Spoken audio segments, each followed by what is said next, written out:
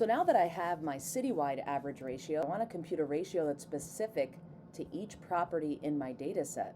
So let's do that next. And why don't I make this the color green just to set it off a little bit.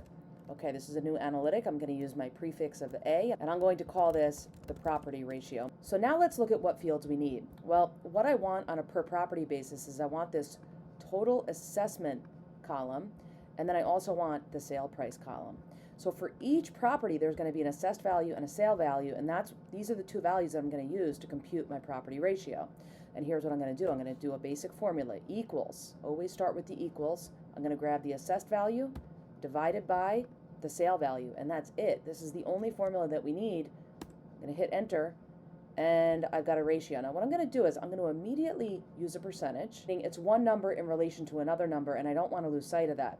Now obviously this is a huge percentage. We'll come back to this in a moment, the fact that this is such a big percentage, but for now I want to simply copy and paste again. I'm going to do Command C on the Mac or Control C on a Windows, jump into a column with data, jump down, jump back over, Shift, Command or Control, up arrow, and then Command V. And I've now copied both the formula and the formatting for every single row in my data set.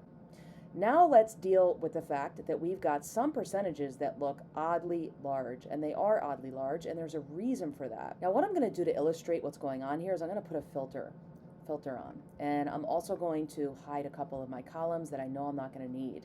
And as I'm doing this, I'm just illustrating ways that you can control your environment and start to manipulate the spreadsheet in ways that might be helpful. I'm going to highlight these 4 columns. I happen to know I'm not going to need them in the next few minutes. I'm going to right click over the column header, the AA, AB, AC, or AD, and I'm going to choose hide. And I'm also going to hide this column here. And now what I have is I have these 3 columns that I want to have in my view for purposes of what I'm about to say next. So one thing we want to take note of are the patterns within our data. So let's take a look at some of the rows that have huge percentages. Row 2, row 3, row 5, row 6, row 12, row 17 and row 16, row 18, and so on.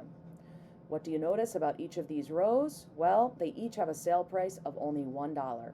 And if we think back to what we talked about with a non-usable code, we can also see that these have non-usable codes in them, which means these are not usable sales. And so what we're going to do is we're actually going to hide all of the non-usable sales. Now, how do we do that? I'm going to uncheck everything and then only have the blanks. And now I'm looking at a data set that I'm going to be using. And this is something that's important to point out as we start to get deeper into the property ratio. These property ratios should be somewhere in the range of about 86% because this is the citywide average. So we shouldn't really be seeing a ratio of 100,000%, for instance. So this is an important column to come up with. We're going to build additional analytics off of this in the next few videos. Thanks.